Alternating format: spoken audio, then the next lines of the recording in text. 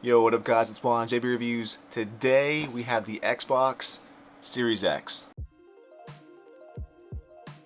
So the Series X is going to be the official next-gen console by Microsoft. We typically get these next console drops every 7 years or so.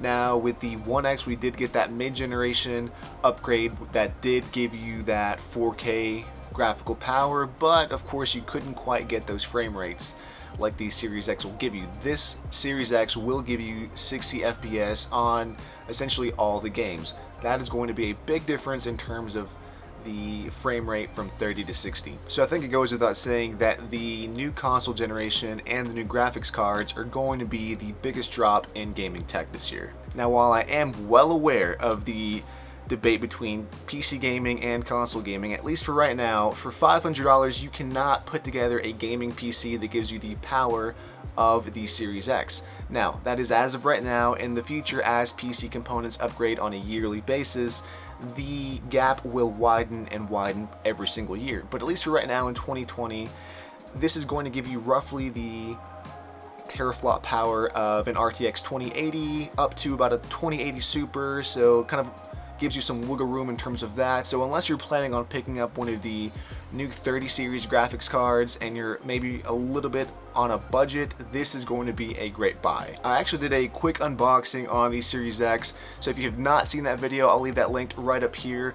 Go check it out, tell me what you think. Overall, the presentation I thought was pretty good in terms of the unboxing experience. So speaking of frame rates, people will argue that it's not quite 120, which it's not, but I feel like the jump from 30 to 60 is much bigger than it is from 60 to 120.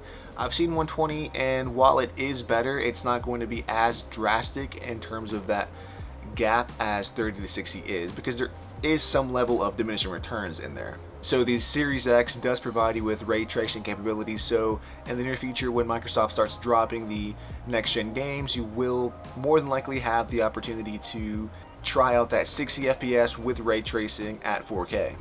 The Series X does give you the option on certain games to hit 120 FPS. Of course, you're not going to be hitting that magical 4K 120, but you will typically get the option of getting 2K at 120. In terms of design, Microsoft did go a little bit more conservative this time around as opposed to the PS5 on Sony's end. The Series X is going to be more of a rectangular box, pretty plain and simple in terms of its overall design and such, so nothing outstanding in terms of that. Now what it does provide you though is going to be something that's pretty modern looking. It's not going to be very obnoxious or stand out amongst the furniture that you might have it with, so it's going to be pretty discreet. The Series X does also come with an Ultra Blu-ray drive, so if you do have physical media like 4K Blu-rays, this will be a perfect place to drop that in and watch it. Speaking of physical media, the Series X is compatible with Dolby Atmos and Dolby Vision, so that'll be great if you're using this with a soundbar and a compatible TV. In terms of TVs, you will need a TV that has HDMI 2.1 to access the full 4K up to 120 Hz. So for that, you will typically need a TV that's come out in the past 2 to 3 years. If you're looking on LG side of the TV lineup, I have the LG C9, which is going to be the 2019 model, which will provide you with HDMI 2.1 on all of the HDMI ports. So if you're rocking one of LG's latest OLEDs or NanoCell TVs, that should not be an issue.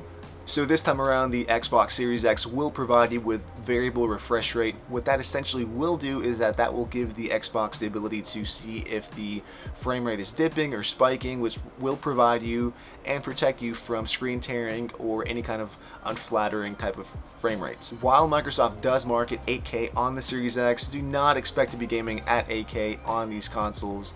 I don't really know why they put that type of marketing material on there, because it is a bit misleading. Now 4K is very much within the realm of possibility, but 8K is being a bit too optimistic. So I think one of the biggest features on this console is going to be the integration of the SSD on the Series X.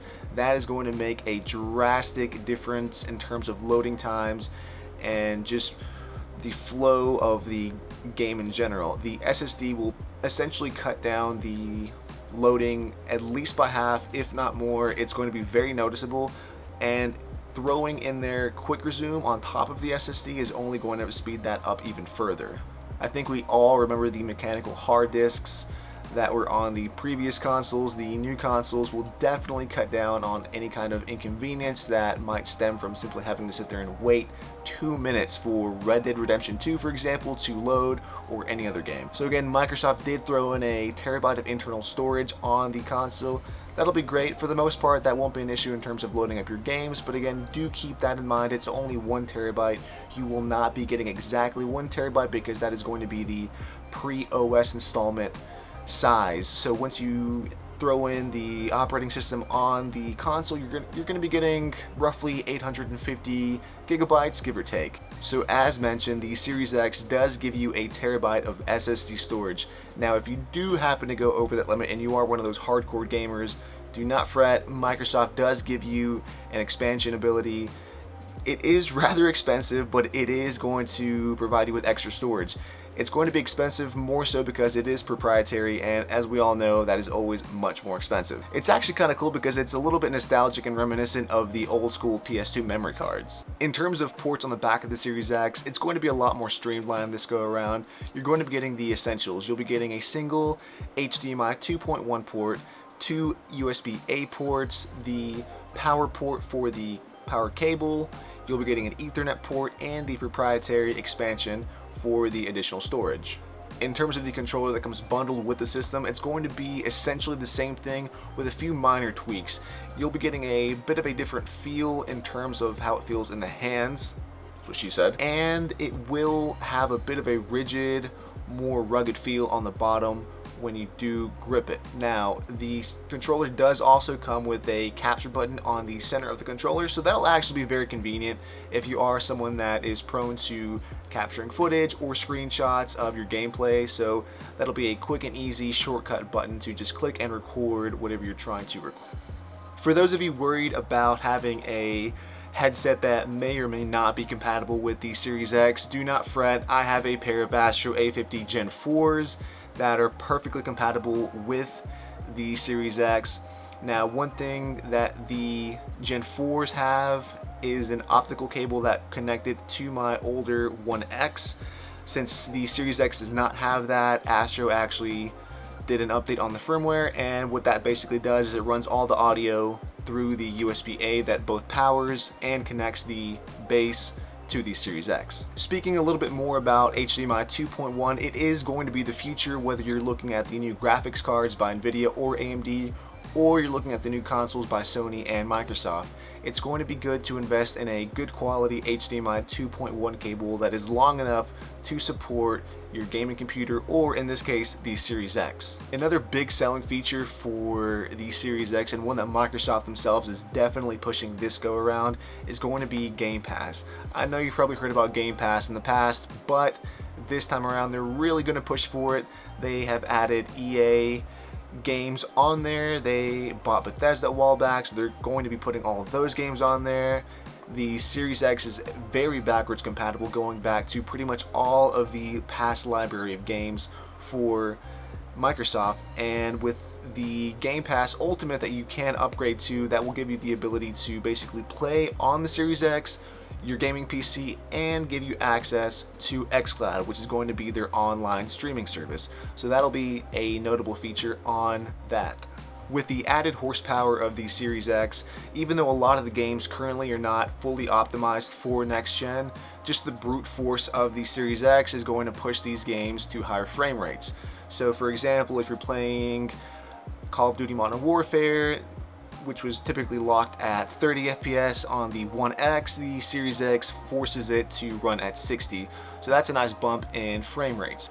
So I was one of the lucky ones that was able to snag a Series X on launch day. I've had it for about a month, just kind of checked out the features, the nuances. It's given me time to check out a lot of the gameplay for some of the games and such. Now, I was not lucky enough to do the same with the PS5, and unfortunately I will have to wait like many others, because I refuse to pay the outrageous prices that the scalpers are charging. It's just absolutely ridiculous. So I will have to wait. I'll have to do a review on that later, but at least for right now, I can highly recommend the Series X. If you are coming from a base Xbox One, it's going to be a massive leap in power and tech and overall features. In my opinion, the Series X gets an A-. Alright guys, so that's pretty much it. If you liked the video, you know what to do. Give it a thumbs up, subscribe if you have not, comment down below with any comments or questions that you have on the Series X or any other products that you would like to see on the channel.